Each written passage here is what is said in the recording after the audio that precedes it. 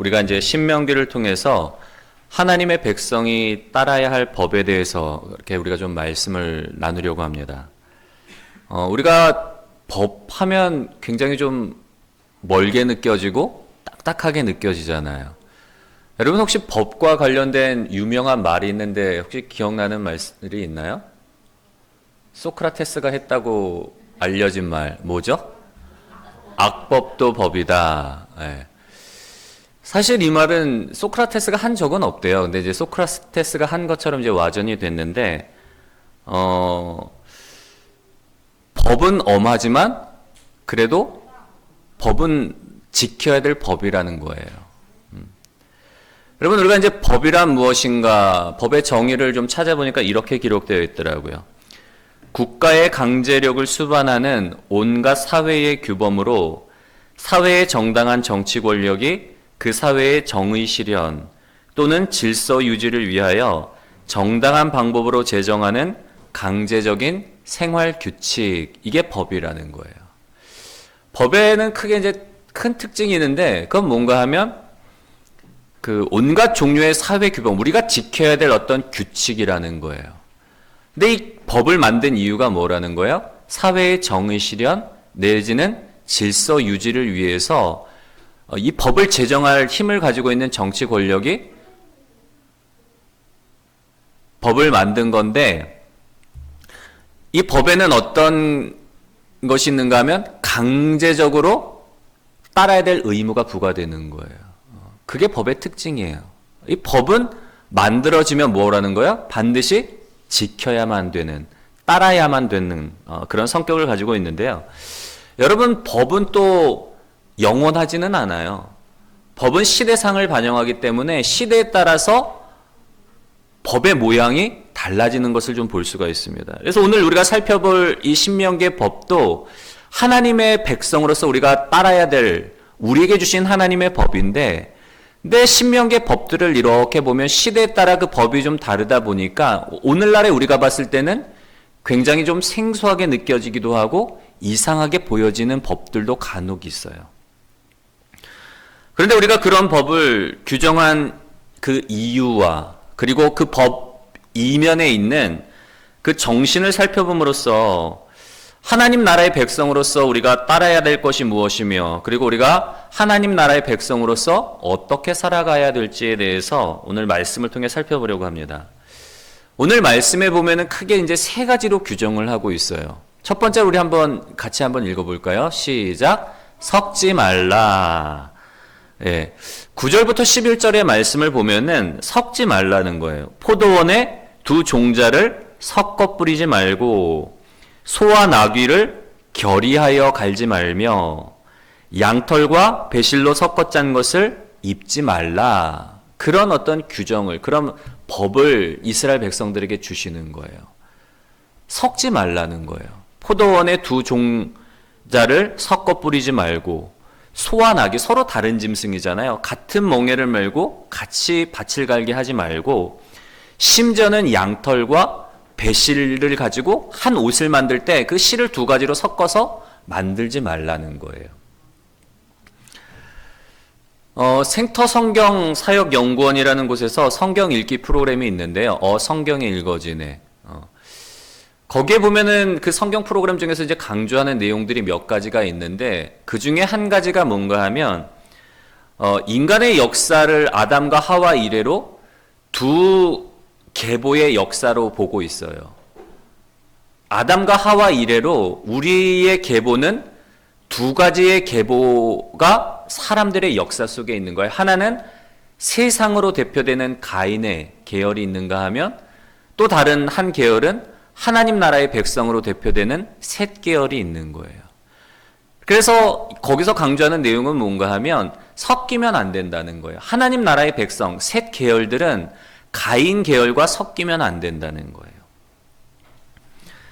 여러분, 하나님 나라의 백성들은 세상에 동화되거나 흡수되어서는 안 되고, 오히려 하나님 나라를 이 땅 가운데 세워가는 사명을 이루어 가야 한다는 것이 바로 그것에서 강조하고 있는 내용 중에 한 가지인데요.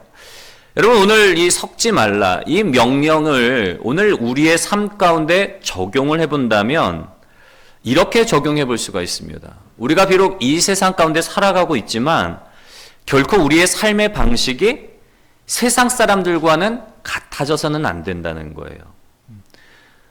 왜냐하면 우리의 시민권이 어디에 있기 때문에? 하늘나라에 있기 때문에. 우리가 비록 대한민국 국민으로서 이 땅에 살아가고 있고 이 땅의 법을 따르고 있고 그리고 세상의 가치, 세상 속에서 살아가고 있지만 세상의 가치를 따르는 게 아니라 우리는 어떤 가치를 따라야 된다고요? 하나님 나라의 가치를 따라야 된다는 거예요. 우리의 우선권은 하나님 나라에 있기 때문에. 여러분, 오늘날 우리 교회의 모습을 보면 하나님이 세우신 공동체라는 이 교회 안에 보면은 너무나 많은 세상의 가치와 너무나 많은 세상의 어떤 잘못된 가르침들이 파고 들어와 있음을 볼 수가 있어요. 뭐 예배의 경우 하나만을 놓고 보더라도 예배가 점점 어떻게 돼가는가 하면 소비자 중심의 예배가 돼가는 거예요. 이 시대가 그렇잖아요. 소비자 중심의 시대란 말이에요. 소비자가 왕이에요. 뭐 판매자들이 물건을 만드는 기업들이 어떻게 해서든지 소비자의 어떤 욕구와 니드에 맞춰서, 왜냐하면 판매하기 위해서 하다 보니까 시대 자체가 점점 소비 중심의 문화가 되는 거예요. 예배도 여러분 그런 방식으로 드리잖아요. 코로나 이후에 뭐 영향도 있지만 이제는 교회 가는 게 아니라 집에 앉아가지고 리모컨 채널로 이렇게 돌리면서 어느 교회 어느 목사님이 은혜가 되나 듣다가 아, 오늘 이 말씀 나한테 안 맞네. 채널 돌려갖고 다른 교회 목사님 말씀 듣고. 여러분, 예배를 우리가 하나님께 드리는 게 아니라 이제는 내 만족을 위해서, 내 유익을 위해서 마치 홈쇼핑 채널에 뭐 이렇게 물건 고르듯 내 입맛에 맞는 예배, 입맛에 맞는 말씀을 우리가 들으잖아요. 이 세상의 가치가 우리의 예배 가운데도 들어와 있는 거예요. 여러분, 우리의 사명은 뭔가 하면 기독교의 가치관, 말씀의 가치관을 세상에 전하고 세상에 흘려보내서 세상을 변화시키는 그런 사명이 우리에게 있는데, 기독교의 고유 정신인 사랑과 정의와 희생과 헌신과 순종을 이제는 우리의 삶 속에서 좀처럼 찾아볼 수가 없는 거예요. 이거는 기독교의 고유 정신이거든요. 사랑과 희생과 헌신과 순종과 충성과 온유와 절제와 오래 참음과 인내와 성령의 열매들이잖아요, 여러분.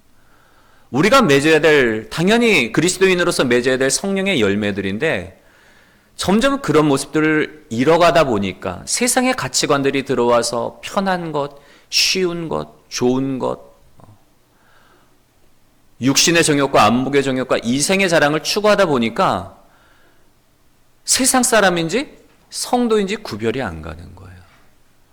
성도로서의 거룩함을 잊어버리고 성도로서의 경건함을 잃어버림으로 인해서 우리가 맛이른 소금처럼 세상에 버려져서 세상 사람들에게 밟히고 멸시당하고 조롱당하고, 이게 오늘 우리의 현실이잖아요. 여러분, 왜 그래요? 섞이지 말아야 될 우리가 세상에 동화되었기 때문에, 세상에 섞였기 때문에. 여러분, 오늘 말씀처럼 세상에 섞이지 않고 하나님 나라의 백성으로서의 고유의 맛과 고유의 사명을 우리가 살아감으로 인해서 세상을 변화시킬 수 있는 저와 복된 저와 여러분들이 되시기를 주님의 이름으로 간절히 소원합니다. 그렇다면 하늘나라의 방식을 따라 사는 삶이란 어떤 것인가에 대해서 오늘 본문에 구체적으로 기록되어 있는데요. 우리가 두 번째로 한번 읽어볼까요? 두 번째 규정. 시작. 못 본 채 하지 말라. 오늘 법을 통해서 하나님 백성으로, 하나님 나라의 백성으로서 우리가 어떤 삶을 살아야 될 것인가. 첫 번째로는 섞이지 말라는 거예요. 그리고 두 번째로는 뭐 하지 말라는 거예요? 못 본 채 하지 말라. 1절부터 3절의 말씀을 다시 한번 읽어볼까요? 시작. 내 형제의 소나 양이 길 잃은 것을 보거든 못 본 채 하지 말고 너는 반드시 그것들을 끌어다가 내 형제에게 돌릴 것이요. 내 형제가 내게서 멀거나 또는 내가 그를 알지 못하거든 그 짐승을 내 집으로 끌고 가서 내 형제가 찾기까지 내게 두었다가 그에게 돌려줄지니 나귀라도 그리하고 의복이라도 그리하고 형제가 잃어버린 어떤 것이든지 내가 얻거든 다 그리하고 못 본 채 하지 말 것이라. 아멘. 여러분 1절부터 3절에 있어서 반복되는 말씀들이 뭐죠? 못 본 채 하지 말고, 그리고 또 반복되는 단어들이 있잖아요. 파란색으로 표시된 단어 뭐였죠? 형제. 예. 형제라는 단어도 5번이나 반복해서 나오고 있어요. 여러분 이 말씀이 규정하고 있는 대상은 누구일까요? 형제인 거예요. 내 형제가 어떤 것을 잃어버렸던지 간에 뭐 소가 됐던 나귀가 됐던 양이 됐던 의복이 됐던 형제의 어떤 물건이라도 잃어버렸을 경우에 그 형제의 물건을 네가 발견하면 뭐 하라는 거예요? 그 물건을 형제에게 돌려주라는 거예요. 여러분 이 규정에서 말하고 있는 형제, 영어 성경으로 보면은 그 이스라엘의 동료 이스라엘 사람이라고 그렇게 표현이 되어 있어요. 근데 사실 이 말씀이 규정하고 있는 건 내 형제, 동료 이스라엘 사람뿐만 아니라 이 말씀이 규정하고 있는 대상은 어떤 대상인가 하면 물건을 잃어버림으로 인해서 곤란한 상황이나 어려움 가운데 있는 사람을 지칭을 하는 거예요. 단순히 뭐 이스라엘 형제만을 말하는 게 아니라 곤란하거나 어려움 가운데 있는 모든 사람을 지칭한단 말이에요. 이 말씀이, 이 대상이 우리에게 좀 도전을 줄 수밖에 없는 이유는 뭔가 하면 형제라고 한다면 조금 나아요. 왜냐하면 형제에 대해서는 우리가 좋은 감정을 가지고 있잖아요. 형제라는 말 자체가 굉장히 친근한 의미잖아요. 가족.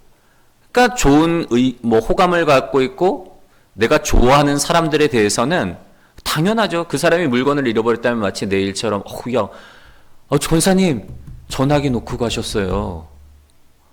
이거 어떻게 하면 좋아요? 권사님 웃으면서 제가 권사님 전화기 놓고 가셨어요. 이거 제가 어떻게 가져다 드릴까요? 여러분 형제가 잊어버리면 당연히 그래요. 근데 문제는 뭔가 하면 어려움 가운데 있는 이웃이라면 내가 좋아하지 않는 사람이 될 수도 있는 거예요. 내가 싫어하고 나를 구박하고 내가 좋지 않은 악감정을 갖고 있는 사람도 어려움에 처할 수 있단 말이에요. 문제는 그런 사람의 경우라면 어때요, 여러분? 마음이 솔직해. 그거 참 쌤통이다. 요즘 너 고생 좀 해봐라. 이거 안 찾아줘야지. 오히려 숨겨놓고 막.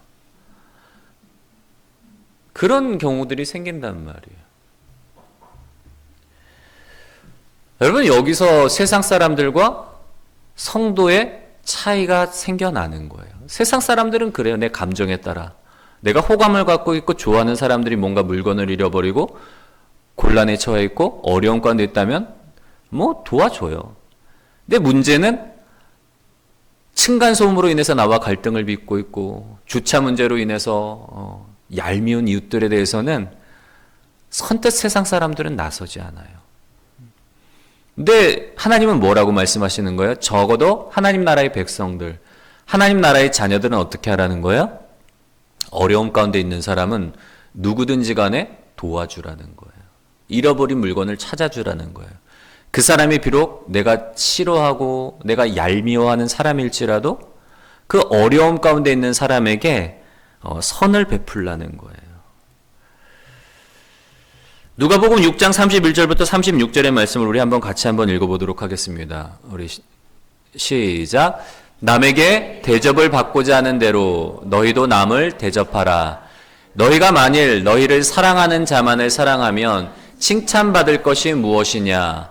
죄인들도 사랑하는 자는 사랑하느니라. 너희가 만일 선대하는 자만을 선대하면 칭찬받을 것이 무엇이냐? 죄인들도 이렇게 하느니라. 너희가 받기를 바라고 사람들에게 구워주면 칭찬받을 것이 무엇이냐? 죄인들도 그만큼 받고자 하여 죄인에게 구워주느니라. 오직 너희는 원수를 사랑하고 선대하며 아무것도 바라지 말고 구워주라. 그리하면 너희 상이 클 것이요 또 지극히 높으신 이의 아들이 되리니 그는 은혜를 모르는 자와 악한 자에게도 인자하시니라. 너희 아버지의 자비로우심 같이 너희도 자비로운 자가 되라. 아멘.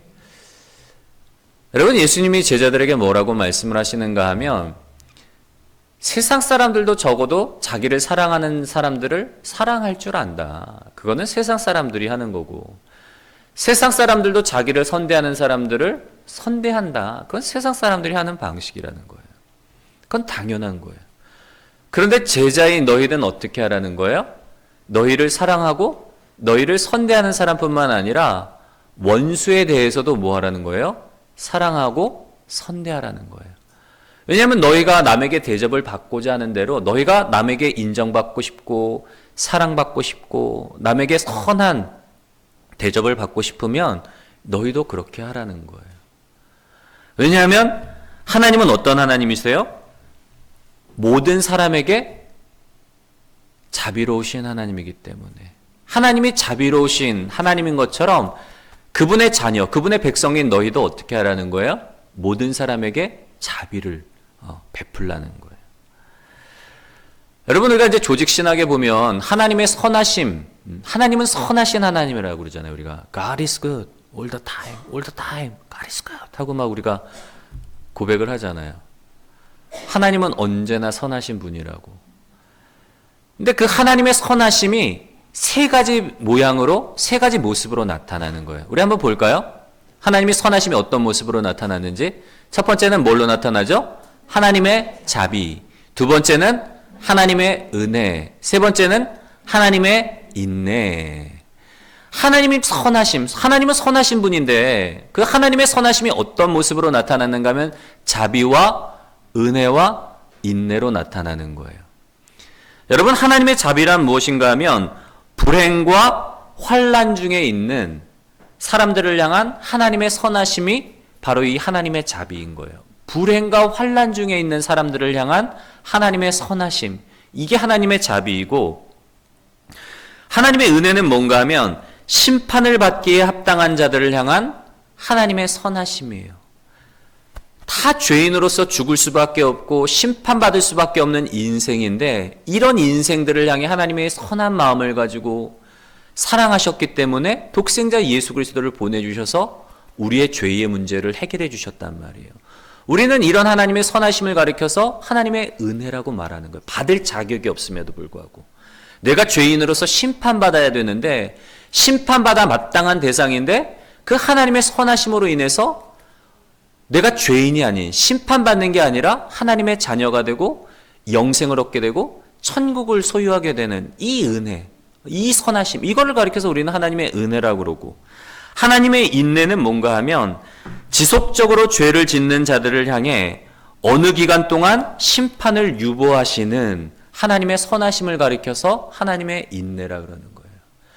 여러분, 이스라엘 백성들이 광야에서 하나님을 원망하고 불평하잖아요. 막 조금만 힘들어도, 물이 없어도 마실 물이 없다고 불평하고, 먹을 게 없다고 불평하고, 더워 죽겠다, 배고파 죽겠다, 맨날 죽겠다 그러는 거예요. 근데도 하나님이 그 불평을 다 듣고 계세요. 근데 언제까지 듣고 계시지는 않아요. 일정 기간이 있어요. 심판을 유보하시는 거란 말이에요. 그 불평을 다 듣고 계시는데 기다리는 마음은 뭐예요? 하나님? 돌이키기를 바라는 거예요. 그 하나님의 선하심을 알고 하나님의 마음을 알고 하나님께 돌이키기를 바라는 마음으로 기다려주시는 그 선하심을 가리켜서 우리가 하나님의 인내라고 하는데요. 여러분, 제자들에게 예수님이 질문을 하시죠. 누가 강도 만난 자의 이웃이냐? 어려움에 있는 사람, 강도 만나서 거의 죽게 된 그 사람을 제사장도 지나쳐버리고 레위인도 지나쳐버려요. 근데 그 강도 만난 사람을 누가 도와줘요? 유대인들이 상종도 안 했던, 사람 취급도 안 했던 그 선한 사마리아 사람만이 이 강도 만난 자를 데려다가 치료해주고 살려주는 일들을 한단 말이에요. 예수님이 선한 사마리아인의 비유를 통해서 너희도 이와 같이 하라는 거예요. 여러분, 우리의 삶이 내가 누구인지를 말해주는 거예요. 요한 서신에 보면 너희가 서로 사랑하면 이로써 사람들이 너희가 내 제자인 줄 알리라.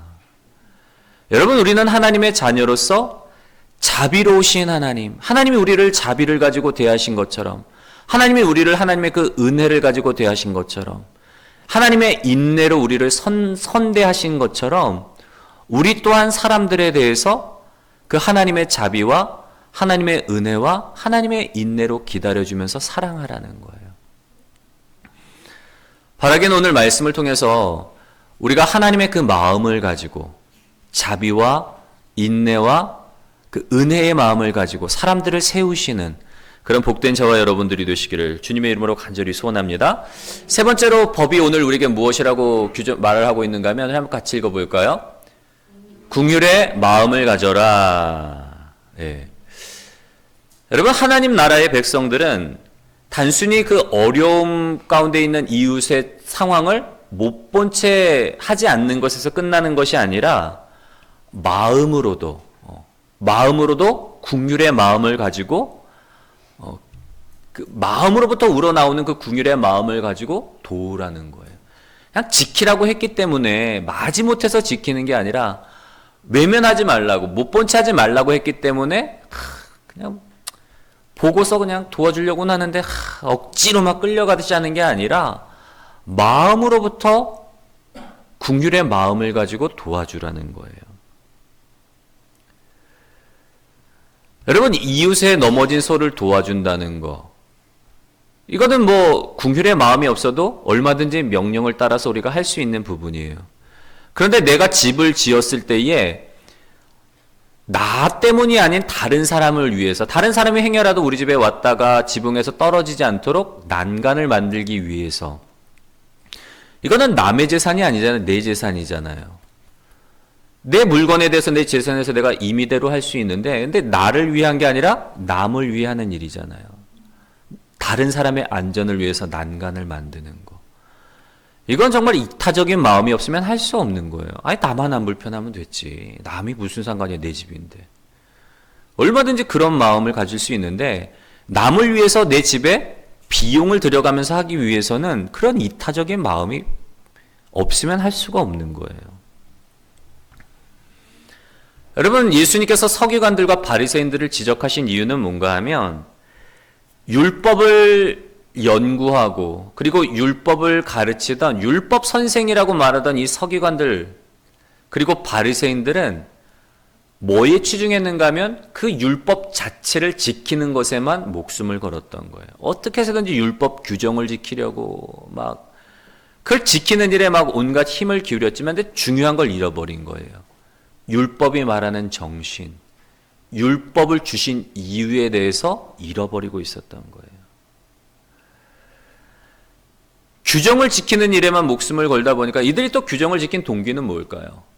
칭찬받고 인정받기 위해요. 하나님께 인정받고 사람들에게 칭찬받기 위해서.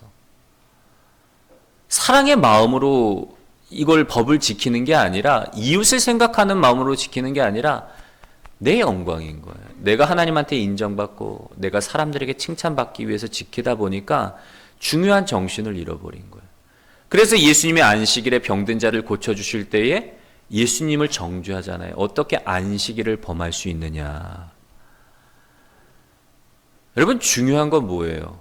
예수님이 반문하시잖아요. 야, 너희는 안식일에라도 너희의 가축, 너희의 양이나 소가 우물에 빠지면 그 소나 양을 살리기 위해서 건져내지 않냐. 오늘 말씀에도 나와 있는 규정처럼 이웃의 소가 넘어지면 그 소를 일으켜주기 위해서 도와주지 않냐. 근데 하물며 사람은 오랫동안 병으로 인해서 고통받고 오랫동안 눌려왔던 이 사람을 이 안식일에 자유롭게 하고 고쳐주고 놓아주는 것이 더 마땅한 일 아니냐. 왜냐하면 동물보다 가축보다 사람이 더 얼마나 소중한 존재인데 그 당연한 일 아니야? 안식일에 선을 행하는 것이 마땅한 일 아니냐? 오히려 예수님이 반문하시는 거예요.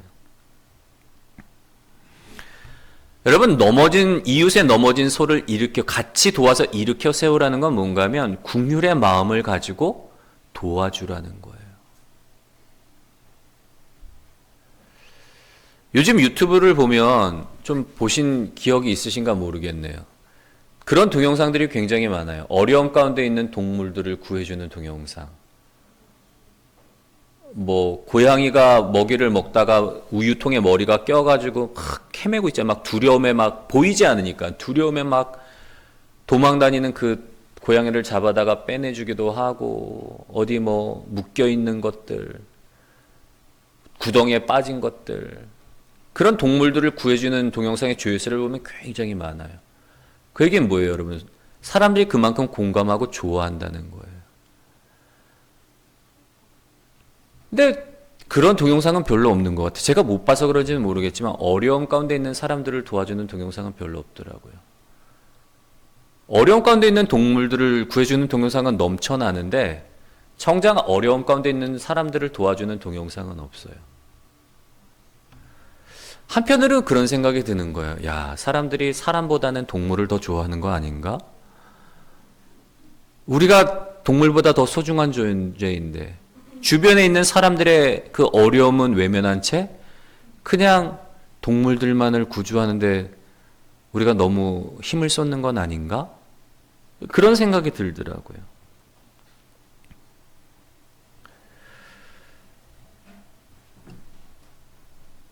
여러분, 우리가 사람들에게 마음을 주지 않는 이유는 뭔가 하면 때로는 사람들에 대한 상처가 있는 거예요. 이 사람 미운 거죠.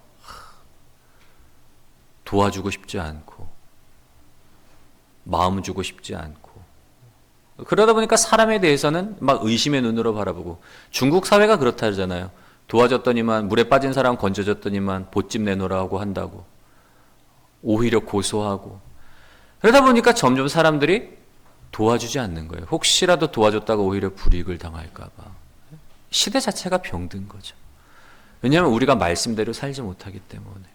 설령 손해가 나더라도 그리스도인들은 어떤 삶을 살아야 되는 거예요? 세상의 가치에 역류해서 원수일지라도, 내가 좋아하지 않는 사람일지라도 마음으로부터 긍휼의 마음을 갖고 도와주라는 거예요.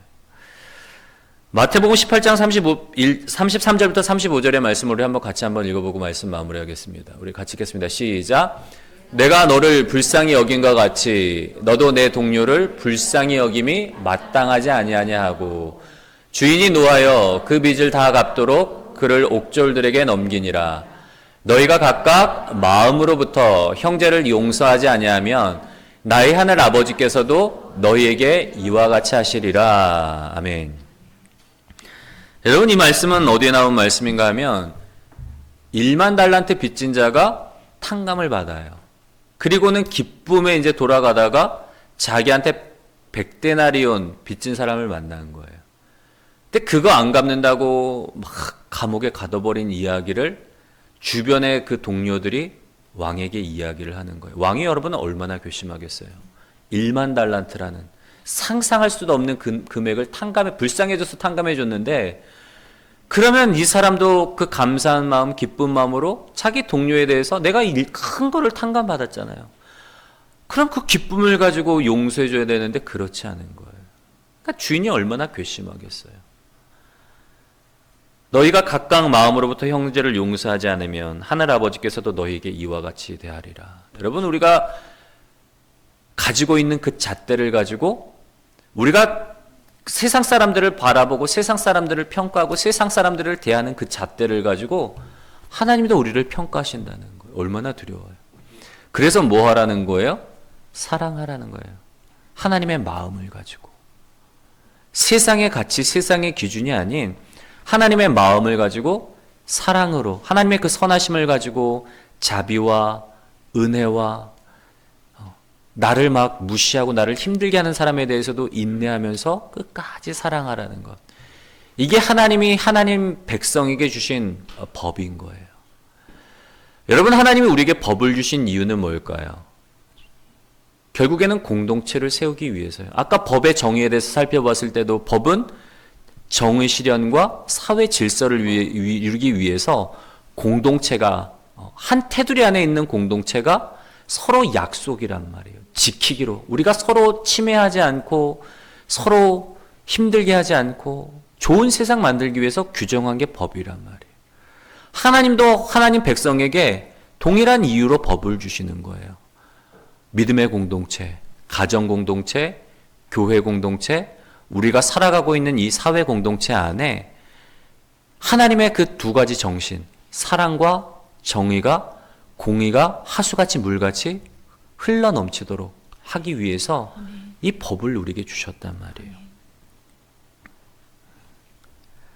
여러분, 우리가 하나님의 백성으로서 우리가 세상에 동화되는 것이 아니라, 세상의 가치에 물드는 것이 아니라 우리에게 주신 이 법을 따라서 사랑하고, 그리고 인내하고, 그리고 하나님의 그 정의, 하나님의 뜻을 이 땅 가운데 흘려보냄으로 말미암아 정말 이 세상이 살맛 나는 그런 세상으로 만들어 가시는 복된 저와 여러분들이 되시기를 주님의 이름으로 간절히 소원합니다.